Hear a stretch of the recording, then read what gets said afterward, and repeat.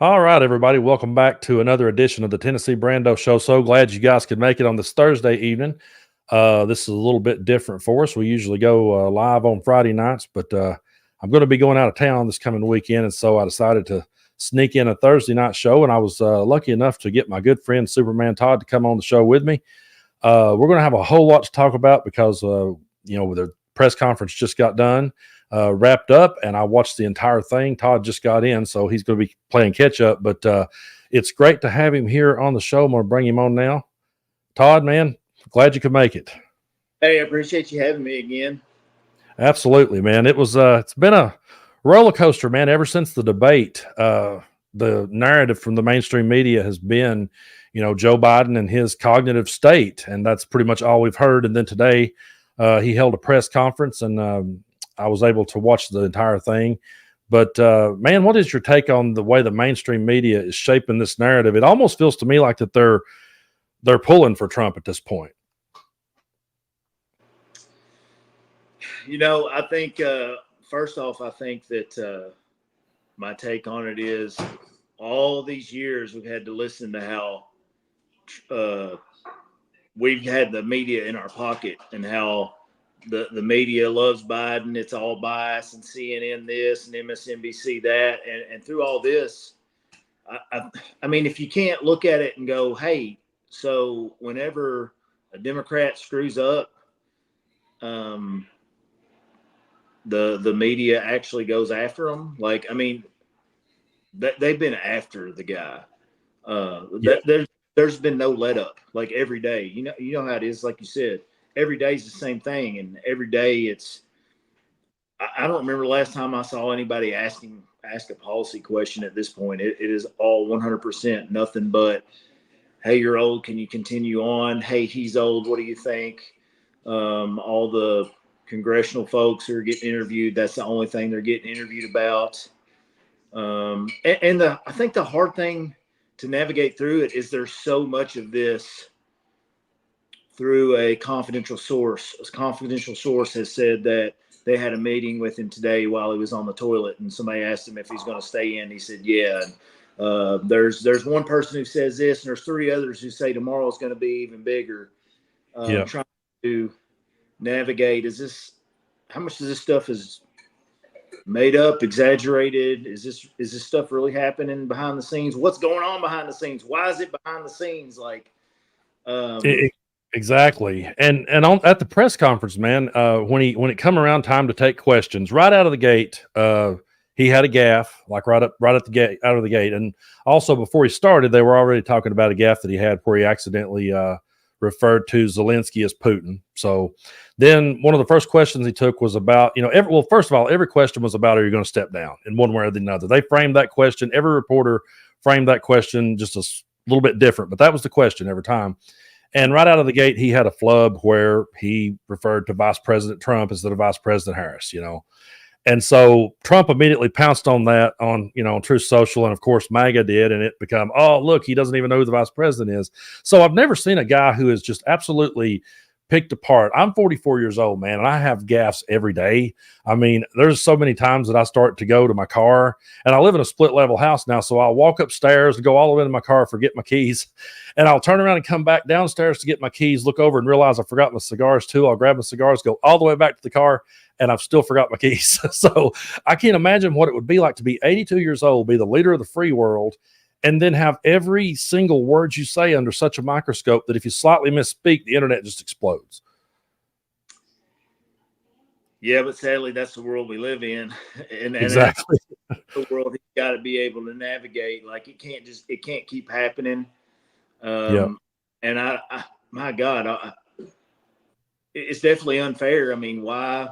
Like at this point, Trump only has to look somewhat healthy, somewhat, he can be as crazy as he wants to be. If he can be crazy confident and have all the wind in the sails and, just seem like a royal asshole at 100%, it's totally fine. There's no, and I think that's what you're getting at before. Like the media coverage is so one-sided right now. There's nobody holding Trump responsible really for anything that he's doing right now or anything that he's saying.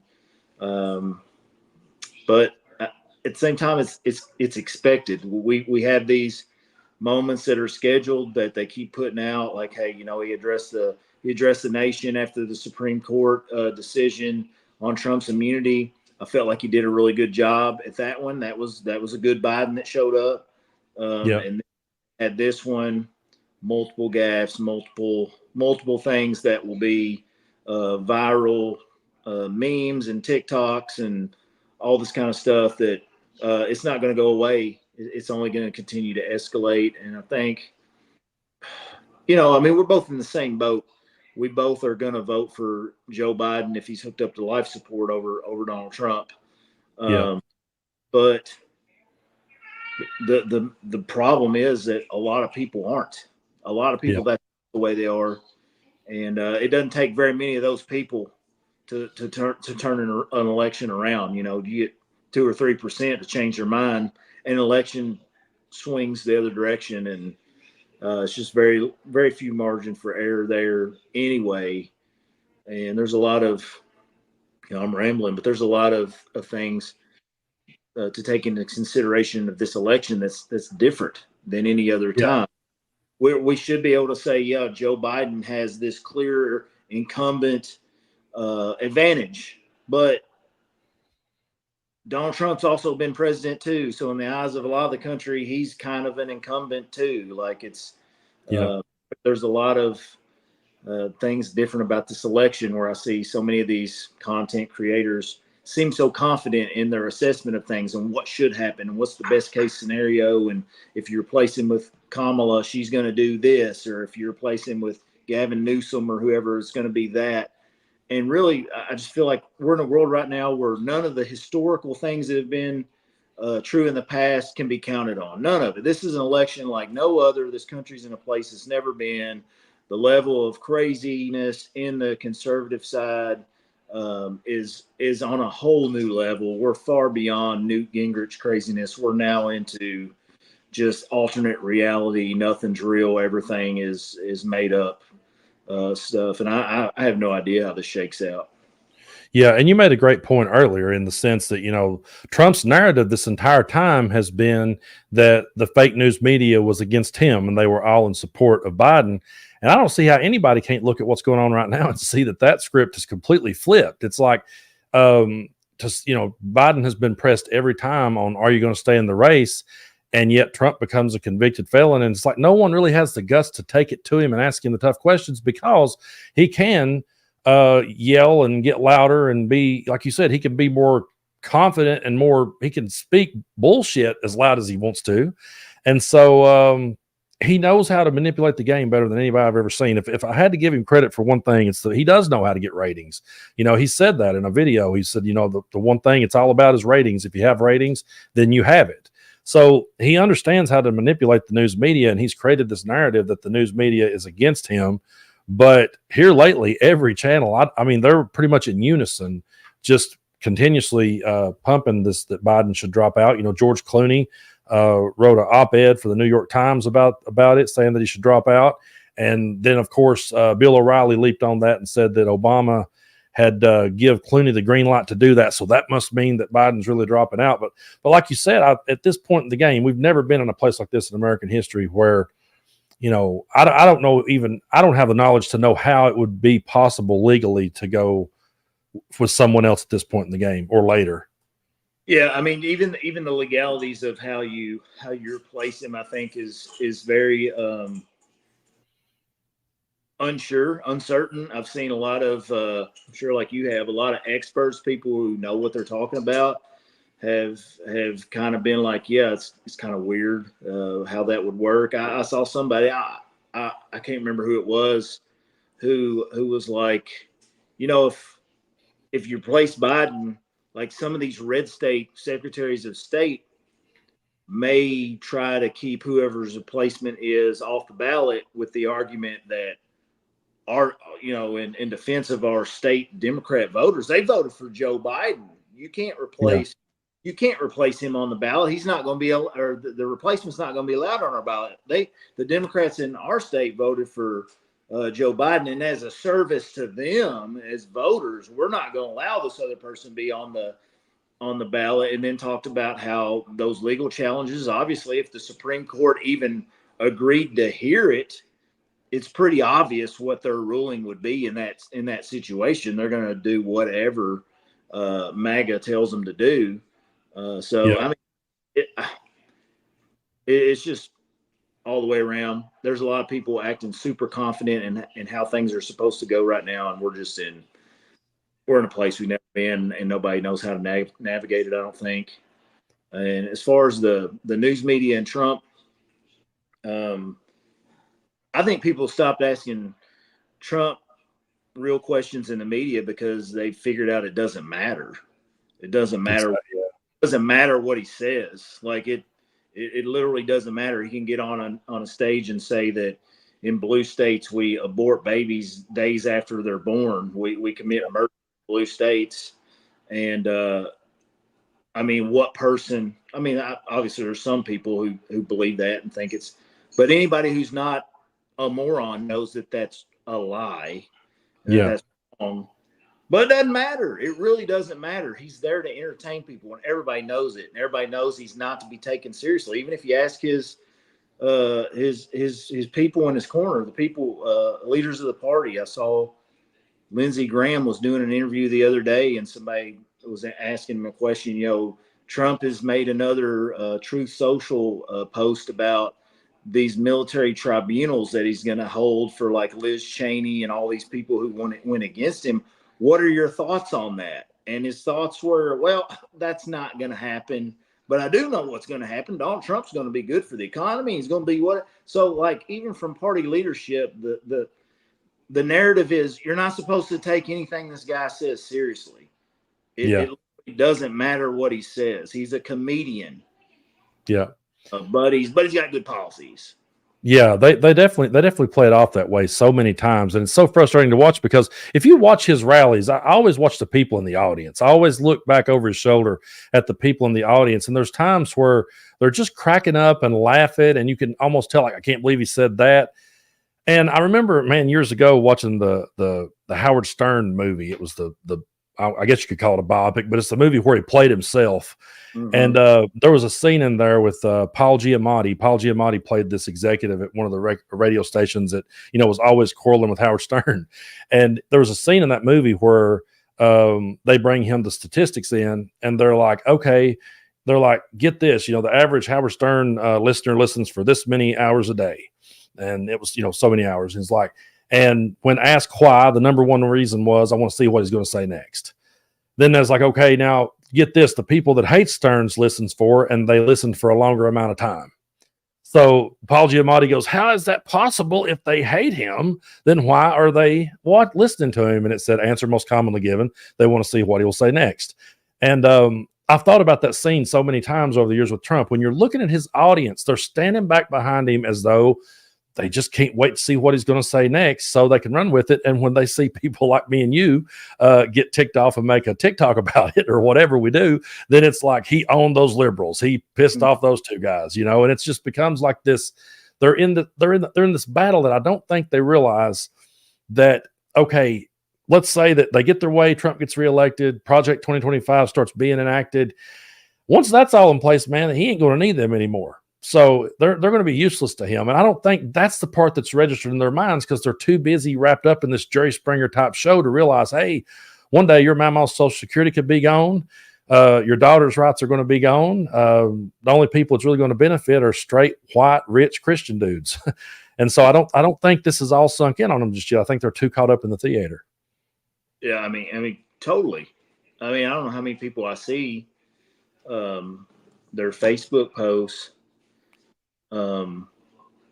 Their Facebook posts are always about how important certain things are to them. You know, like I have a lot of guys who I know, guys and gals who they're retired. They have a military retirement, and then they also through their service have been disabled, so they get military retirement and VA disability benefits, 2 different checks from 2 different places that hit direct deposit. Well, this Project 2025 is to take that away. You get one or the other. Like if you retire from the military and you got your legs blown off and you're disabled too, tough. You just get one. And there's so many people I know who are all about this Trump, Trump, Trump.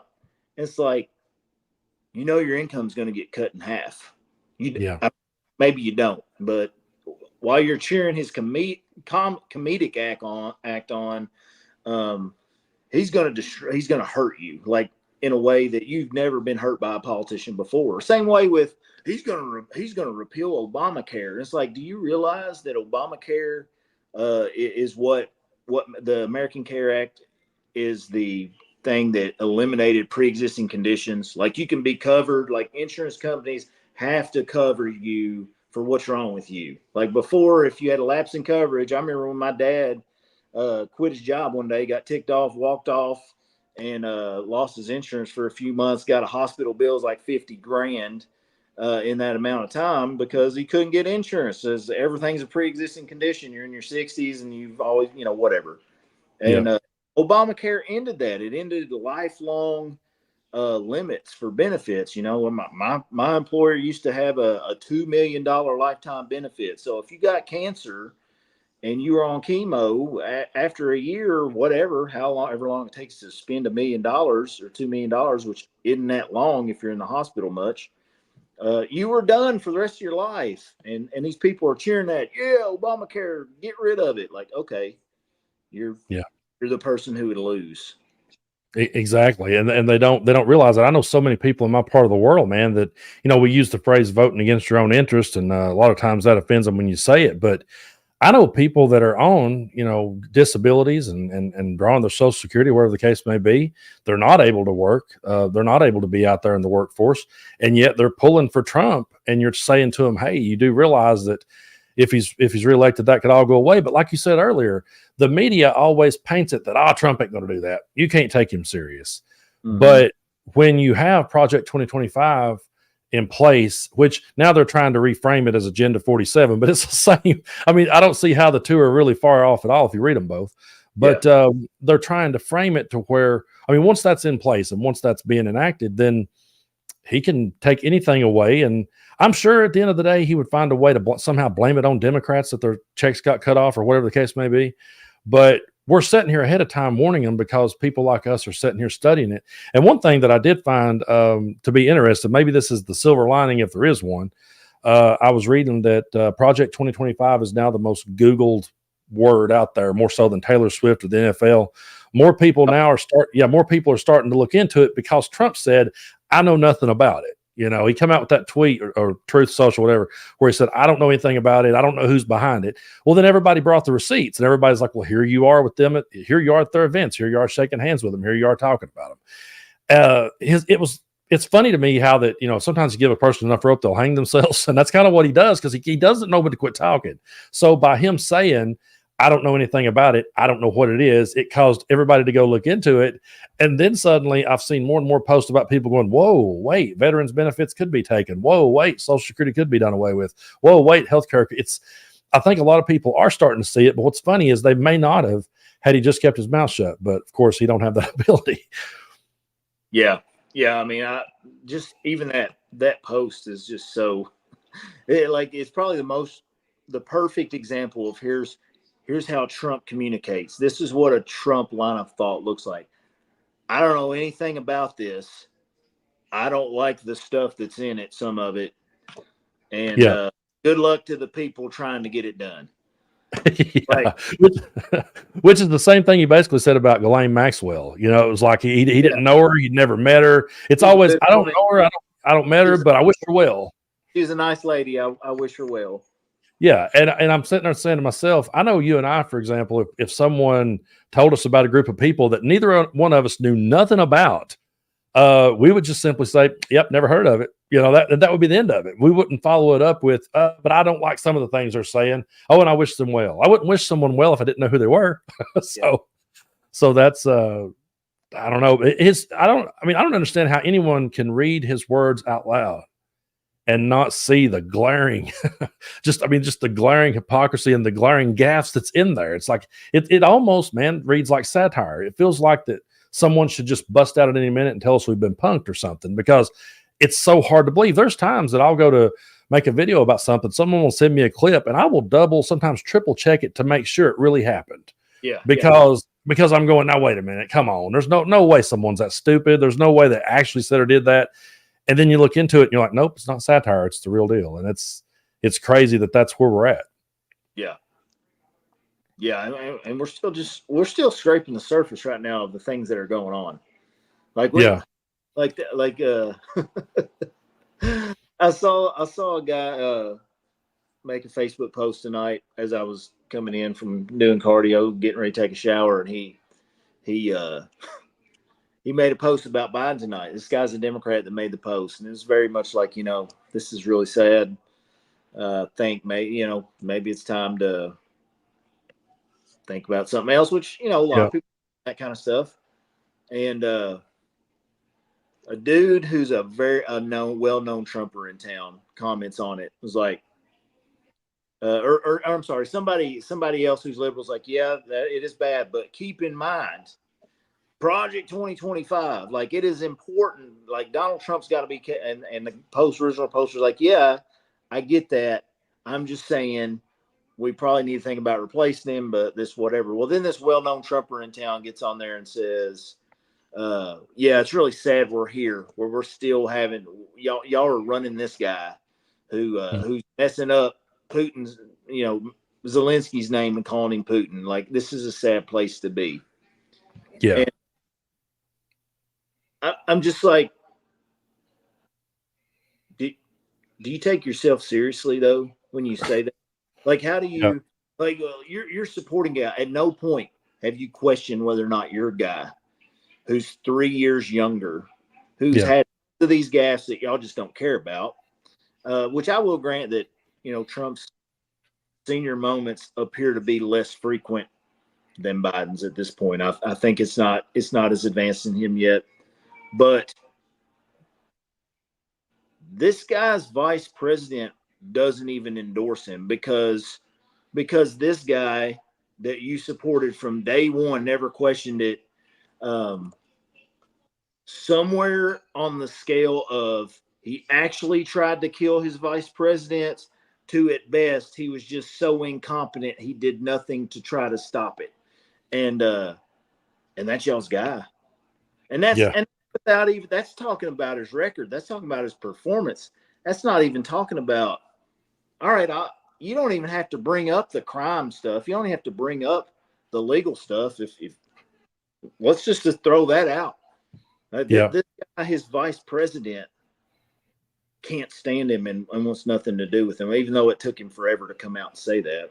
Which, it's crazy to me how we're having this conversation. I can't believe we're in a place where we're having a conversation where, okay, it's sad that your guy has had these gaffes. It's sad that your guy had a bad debate, and not, it's sad that your guy is a convicted felon, and tried to overthrow an election and knew he lost. I mean, it's so crazy to me, this narrative that's out there. And I know you and I was talking a couple of days ago, and we talked about how that, one thing we saw a lot lately is people creating this narrative that, well, I know the Supreme Court giving him immunity, that might not be right and everything, but this wouldn't have had to happen if Biden just hadn't went after him.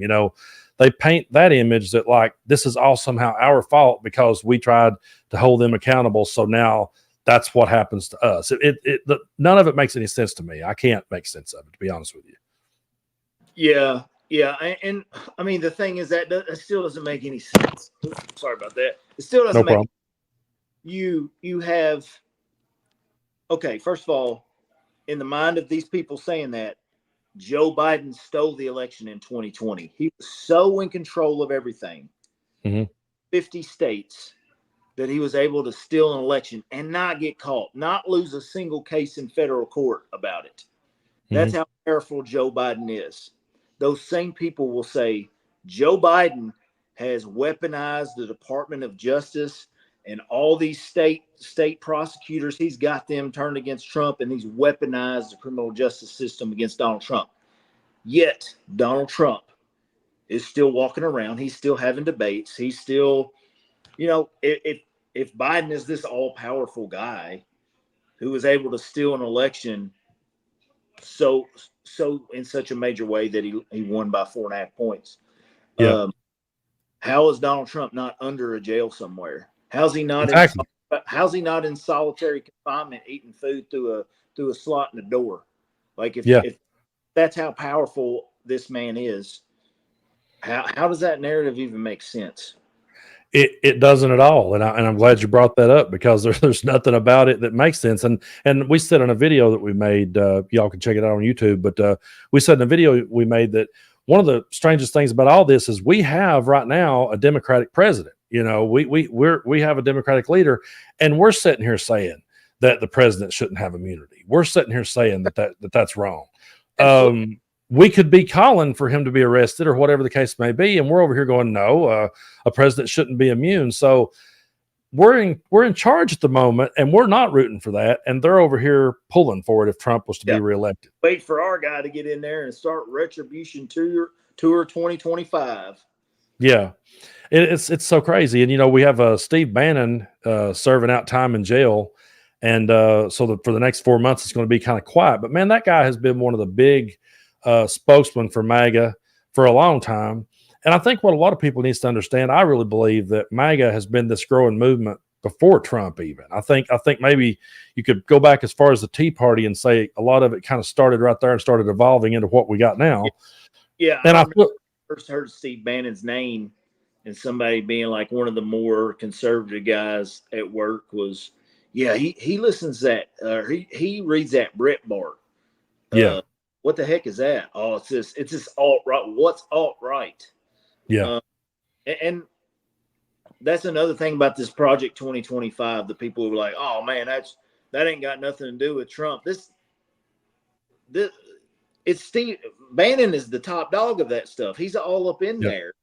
And he was Trump's brain trust. I mean, every one of these guys who are now on TV making these violent claims, oh, this is the second American Revolution, and it'll be bloodless if you liberals let it be, you know. That's Trump's inner circle who are things and putting this stuff together. Like if he doesn't know anything about it, he doesn't okay. At worst, Trump is behind Project 2025, and he wants to become a king who destroys democracy. At best case scenario, he's just so incompetent and unaware of what his inner circle is doing. He has no idea what's happening around him. That's sad but true, man. It really is. And yeah, this thing's been going for a long time, and I really think Trump came along and cashed in on it and figured out how to grift off of it for sure.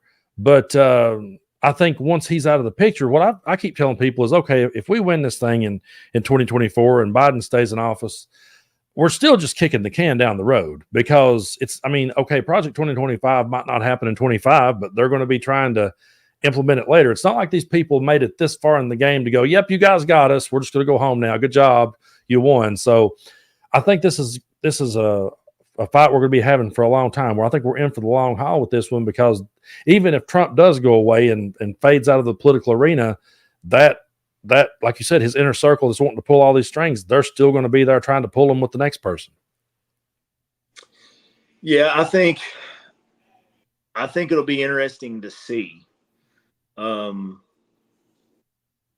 of me wants to believe that the Republican establishment, with the death of Trump, whether the death of Trump is the literal death of Trump, or whether it is just like finally he becomes irrelevant enough that people stop paying attention to him. I have a hope that there's enough sane people in the Republican Party that they will kick these people to the side. I would hope. Because what are they going to do otherwise? They're going to vote for Democrats? Yeah. They're going to vote for the woke candidate because the Republicans have pissed them off and said MAGA's dead. I don't know. But I think it's probable that you're right. They found a massive part of their base that they got to pander to with this kind of stuff. Conservatism is getting smaller and smaller with each year, so they can't really discount any piece of their pie. That's the Proud Boys, that's the KKK, it's all these fringe groups. They've got to give them a little something probably. So I'd say you're 90% probably right. I would say. Yeah, think about this. Like, if Trump had have never came along and wasn't in the equation at all, and you didn't have this MAGA group out there, and the Republican Party hadn't have gave their platform over to conspiracy theorists, do you think Republicans would be winning at all, or would it just be, or would they have faded away by now? Because I feel like personally, like with Romney right through there, that era, I feel like the old school Republican like that was fading away because they didn't have any new ideas. I think that Trump and this radical fringe of the right is what's kind of kept them afloat, because I just think if you took MAGA completely out of the equation, I don't see a Republican winning personally.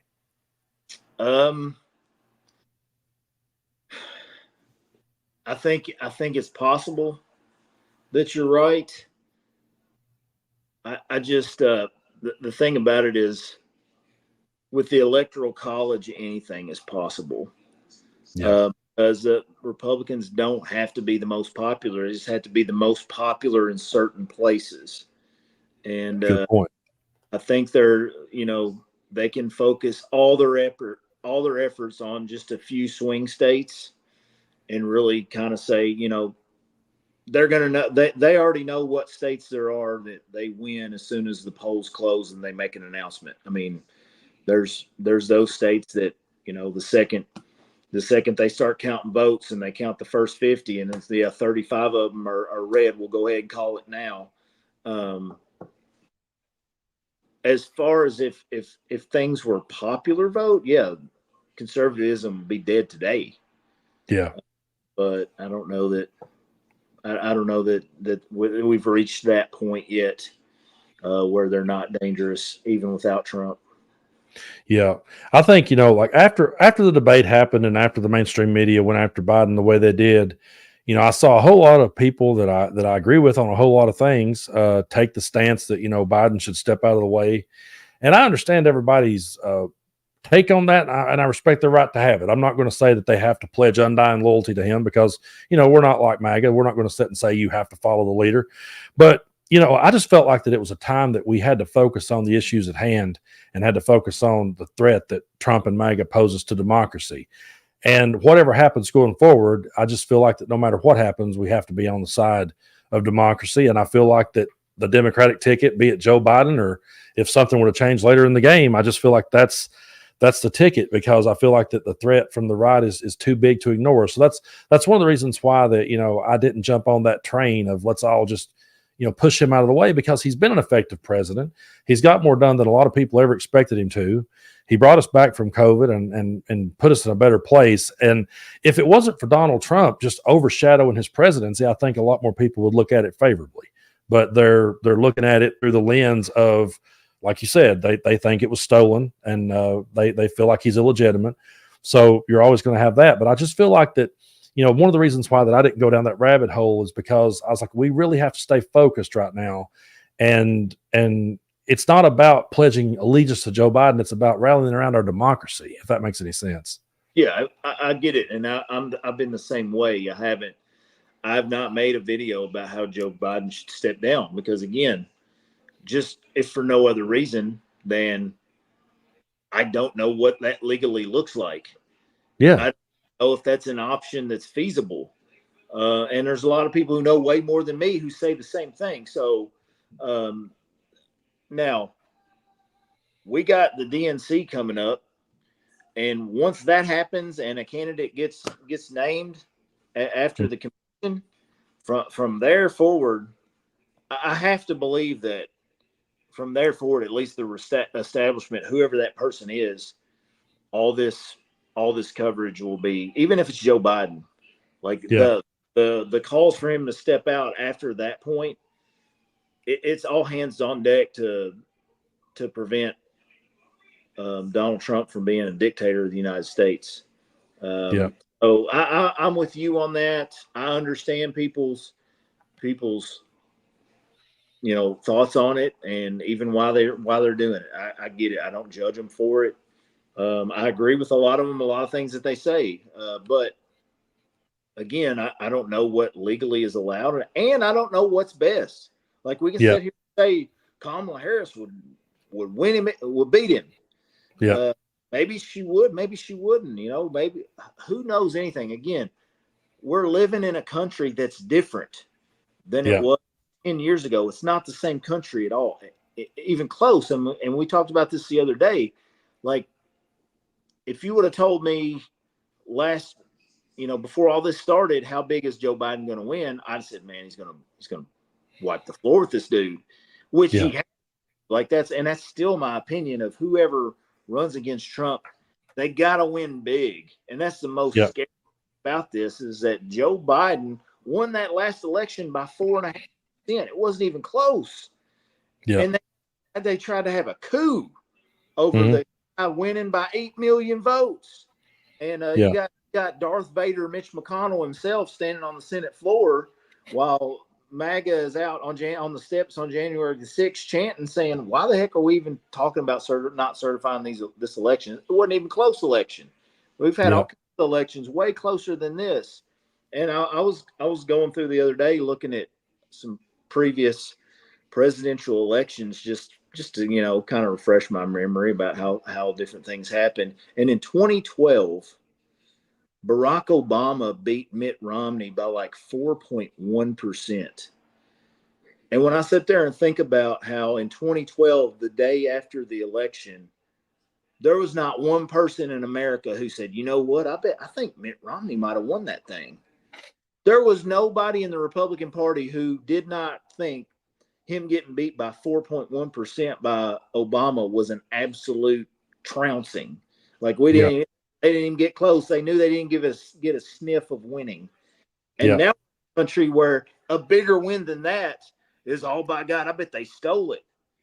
And here we are 4 years later, that's still indisputable fact in the minds of 60-70% of Republicans. Yeah. Man, that's a great point. And it is, I mean, we have had elections before that was closer, like you said, and people didn't say it was stolen. But again, whatever Trump says to his base, they're going to believe. And he started sowing the seeds. I point this out to people all the time. He started sowing the seeds real early in 2020, saying the only way I'll lose this is if it's rigged. Even then, he was saying it. And I always say, I saw a clip of Marjorie Taylor Greene, and she was talking, and she's talking about how the election got stolen. Well, that's the same year she got voted in. Yeah. And so she said, now mine wasn't stolen. Mine wasn't, but his was. And again, if Joe Biden and the Democrats was these masterminds that could steal an election like that, then why wouldn't they have stole all the places they needed, and we just have a strictly Democratic ran government? That would be that. I don't think they think a lot of these things through when they say them. Well, and I've been seeing a lot more election warnings here in the last couple of weeks. The memes and the posts of, oh, y'all think the election was stolen bad in 2020, just wait till this November. Like, it's already, those seeds are already getting thrown out there to get these people riled up so that even if they lose, they won't lose. This is a different country. It is. And the people who are, I watched a video of what's the guy from the Turks? Is it Young Turks or something like that? Is it Sink or Jank, or I don't know how to say it, to be honest with you. I saw him just sitting there talking about, hey, you got to get rid of Biden, and then you put Kamala in there, and it'll be this big of a percentage gain, and the polls say this. I'm like, none of this stuff matters. None of the stuff you're talking about, all that historical, based on what happened in 2008, 12, 16, 20, this is what's going to, no, this is a whole new animal. The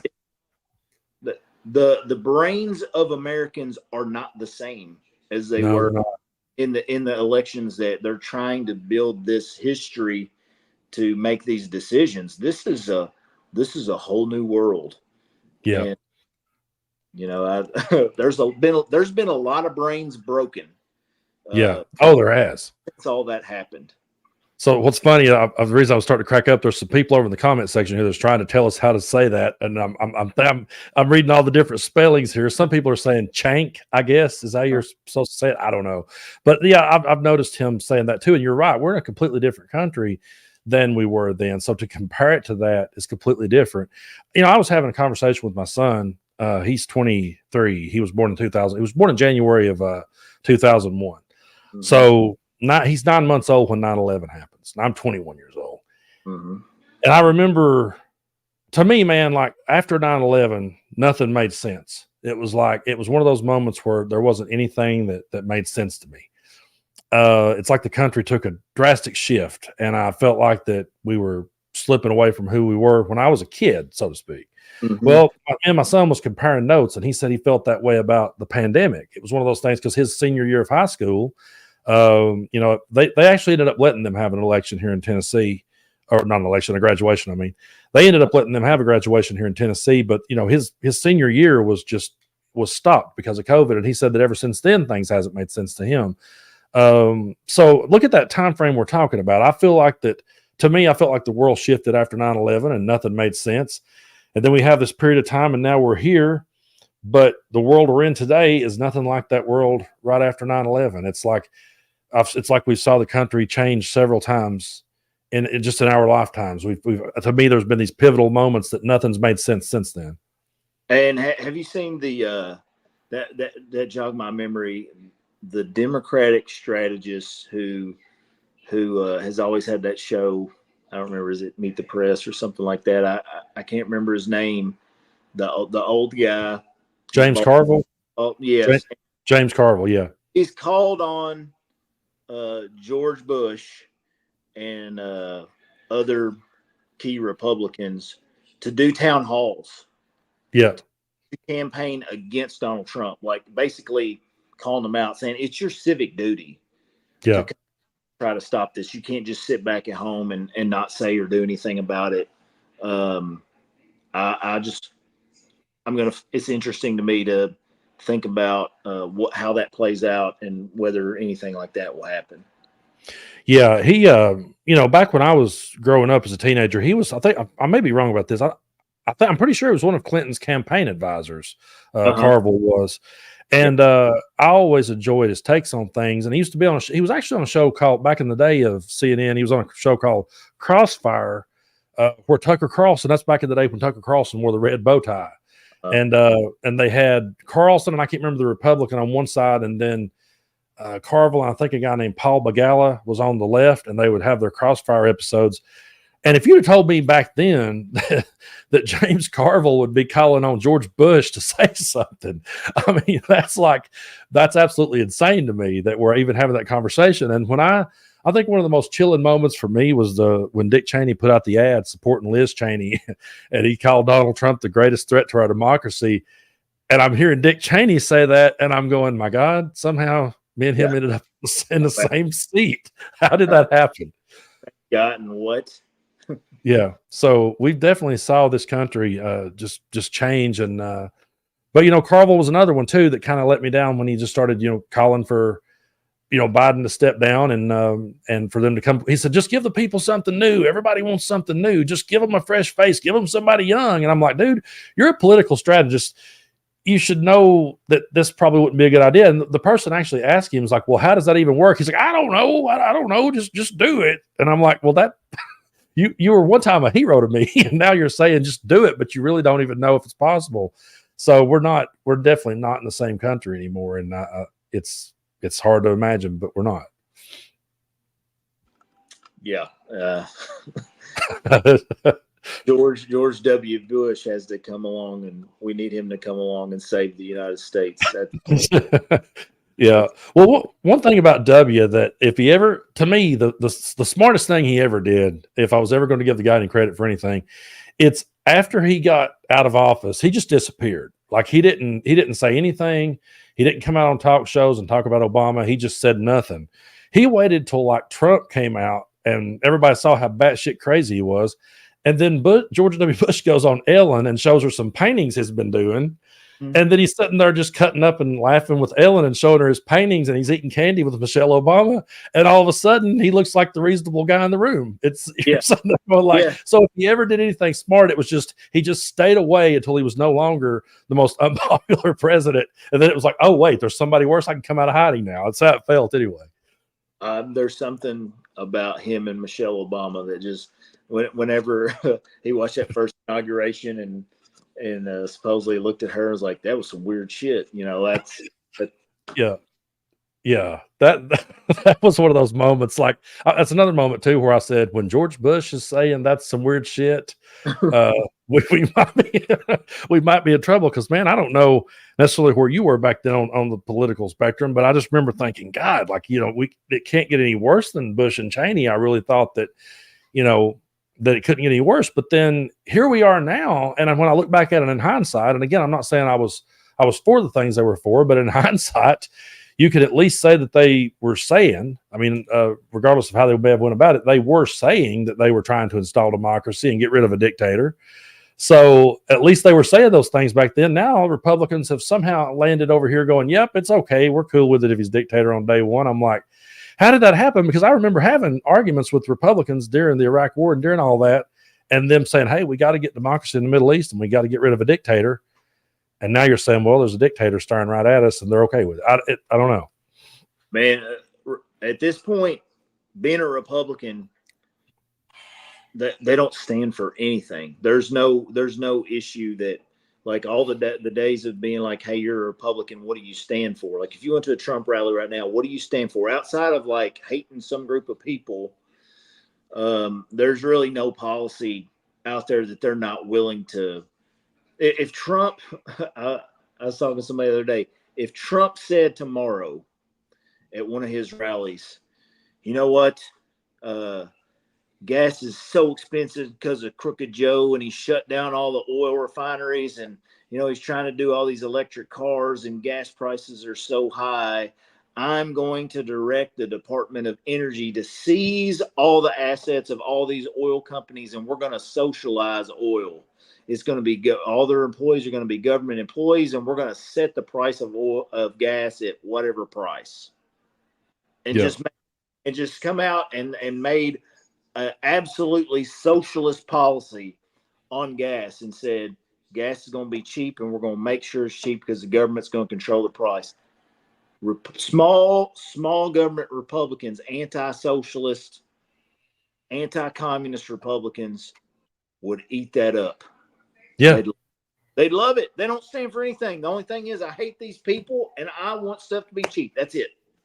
Yeah, it really is. And he could, and he has. I mean, man, I've literally seen him say things that I'm just waiting for them to be upset about, that I'm waiting for them to say, wait, that's not what we stand for.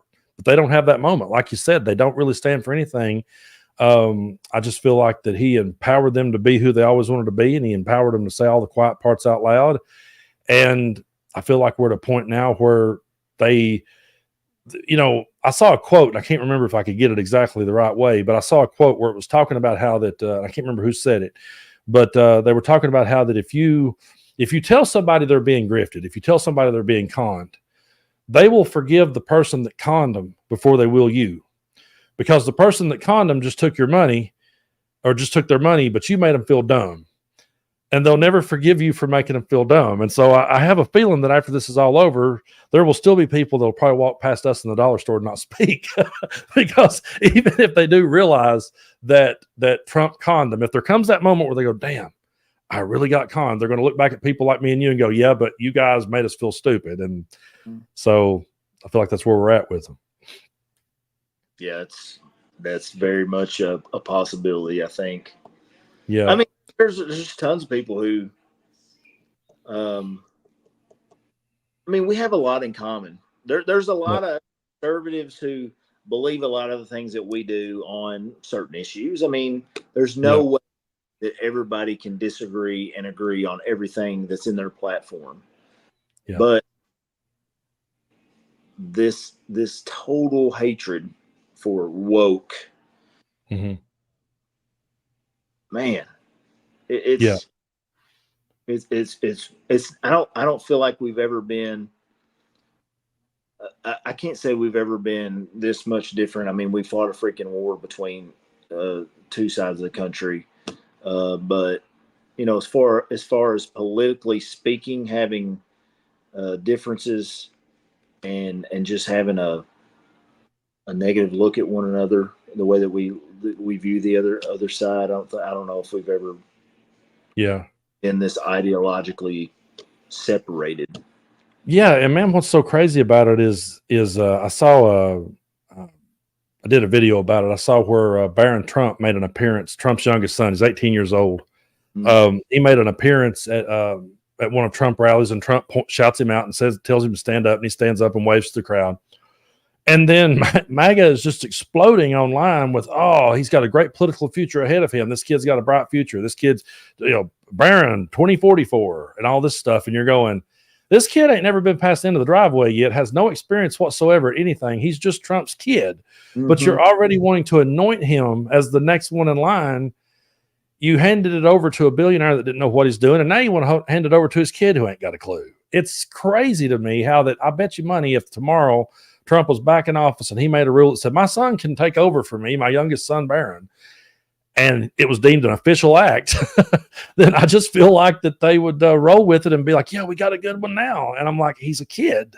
Like, it's crazy to me that cult-like mentality that they have, that they're already looking to his youngest son to be the one that takes him on into the future. Yeah, I saw, did you see the video of the people who were like on the golf course? And I guess they recorded Trump when he was on the golf cart. I don't think he knew he was being recorded. Yeah. He's on the golf cart with Barron, Barron sitting there, and he just looks like a typical teenage kid who doesn't want to be there with his dad, like yeah. He just looks so uncomfortable being there to all this politics talk and everything. And man, I feel bad for that kid, Yeah. He may grow up to be a horrible human being. He may not. Yeah. But he's Trump's kid, Yeah. and he's got to live with that for his whole life. Yeah. I mean, imagine being the person that has to walk behind him and be his kid, and live with that for the rest of your life. I mean, he's got one daughter who has to live with the fact that it's all over the internet that he wanted to sleep with her if she wasn't his daughter. He's got another daughter who, he wanted to abort, and that story's out there. So, I mean, I really don't think at the end of the day, I really don't think that it's the loving family they try to present themselves as. I feel like, to me, Don Jr. is one of those guys that I bet is just miserable at heart. I bet he's one of those guys that's just like, he's in there because he has to be and says the things he says. But I remember seeing an interview with Michael Cohen talking about him, and he was talking about how that, he tried to kind of rebel and go against the system and go against the family, and then ended up having to come back, I guess, to stay in their good graces. So I can't imagine what it would be like to try to be one of his kids. You would, just to have to constantly fall in on those grifts. But I don't know, man, there was something about that golf cart video where Trump just appeared more sleazy to me in that video. You know what I mean? I don't know. It just like once you see him kind of, when he puts on the suit, he's putting on those golf gloves. Yeah. And he's just talking like, I was trying to think, what did he remind? He reminded me of like some dude on a construction site, just being like, you see that old pile of crap? Yeah. Like, with that old pile of crap. Oh, he's bad. He's gonna. Did you hear it? He's dropping out of the race. Yeah. I made him drop out of the race. I think I'm probably gonna be Kamala that replaces him. She's better than him. She's terrible. She's awful. Just like that sounded exactly like what I would expect some MAGA forklift driver on a construction site with a cigarette dangling out of their mouth with a hangover from the night before to be. I mean, I think that's the same exact conversation they'd be having with somebody at work. They would, man. It was crazy. It definitely just reminded me of that. It reminded me of some old drunk you'd sit at the end of the bar just saying this stuff, so incoherently. And it's crazy to me how that again, I know we've kind of went back to this narrative several times, but it's just crazy to me how that the media has held Biden under such a microscope, and yet Trump rambles on about a battery and a shark, and this conversation that he had with his uncle. His uncle worked at MIT, and his uncle was really smart, so he knows MIT. It's crazy to me that they never brought up that story and never singled that out and put it under a microscope. Because if you read that out loud, a friend of mine, I had him on the show, and he read the transcript of that out loud without, without hearing Trump say it. And when you read it out loud on paper, man, it is some of the when you hear it that way, you realize just how insane it truly is. Well, I mean, that's the same way they said with the debate. Like, if you take the debate and you read it as a script, like, I guess they did that to some people. And Yeah. like, hey, here's the script. I think they did it with AI too. Like, they gave AI a script and said, hey, which one of these guys should be president? I think AI said neither one of them is what I saw. But yeah. Yep. Well, I'll tell you what, man, we got a few more minutes before we go. I usually sign off here in about 5 minutes, but I wanted to let our listeners know. Thank you guys so much for tuning in. And if you have any questions for me or Todd before we go, I'll try to pull them up here on the screen. I'm still learning the ropes of all this. And so I don't have a producer, and I don't, I'm just flying off the seat of my pants. I never have a script. I never know what I'm going to say. I will sit and jot down some ideas and some questions I'm going to ask you. But then once we get rolling in the conversation, I just want this show I've always wanted the show to just be like two dudes sitting around talking.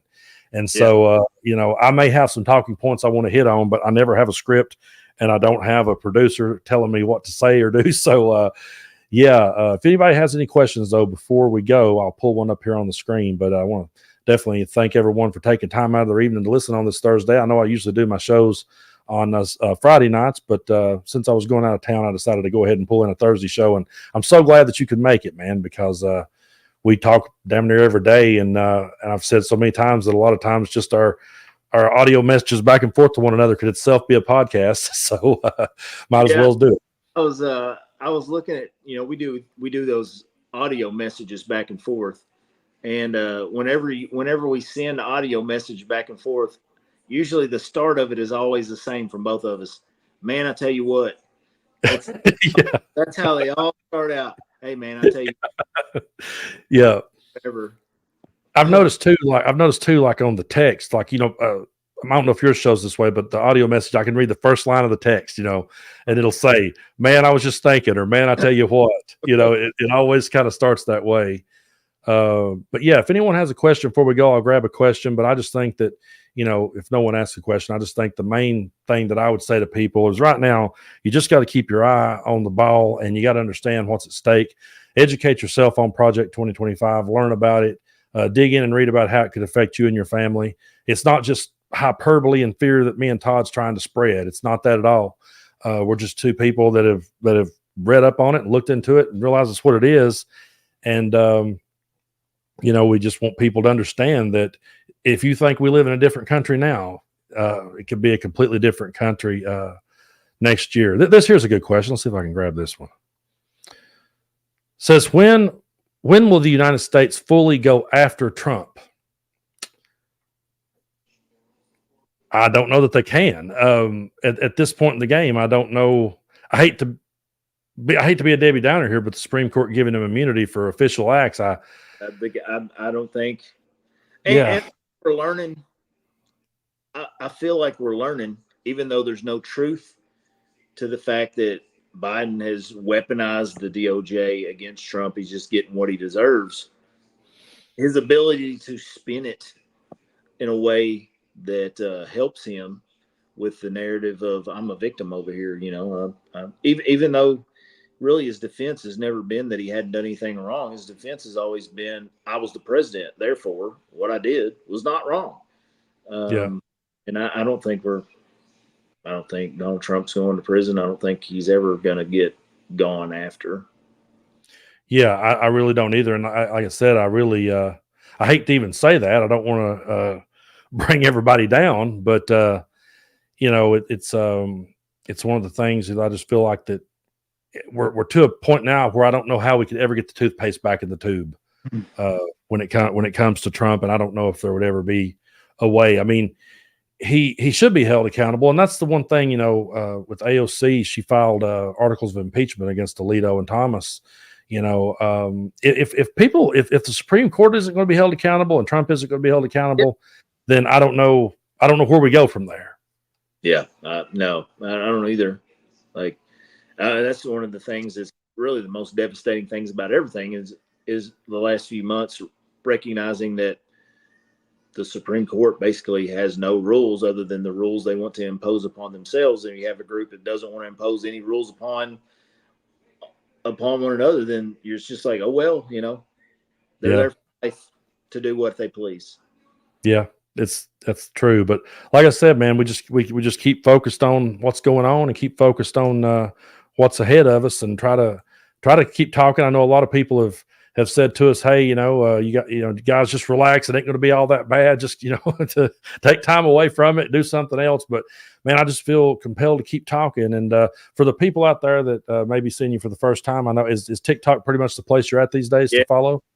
TikTok, I don't do as much stuff as I used to. It's just hard to keep up with. So I'm just on TikTok as Superman Todd 2 on my second account. First one's banned. Got about a tenth of the following that I used to have. So if anybody wants to go follow me, it'd be great. Yeah, well, everybody go follow Superman Todd. But I do have one last question for you before you go. This is something I can't believe I've not asked you in like an audio message, but since we're here, I'll ask it now. One of my favorite things you do on TikTok, one of my favorite videos, is when you'll do a split screen of you talking to yourself. Mm-hmm. And you'll start off talking like the Trump supporter and what he would say, and then you'll shift over and ask him the question as to how you would ask it, and you go back and forth with yourself. Those are always my favorite videos. Was there any one person that was like the influence for that character, or is it just basically the people that you're surrounded by? It's just the stereotypical Trumper on whatever that issue is. And for every one of those videos that I do like that, I could probably name a dozen people who come to mind that I'm impersonating video. Well, it's so funny when I see them. Anytime I see them, I always, when you start, because you usually start with the Trumper going first.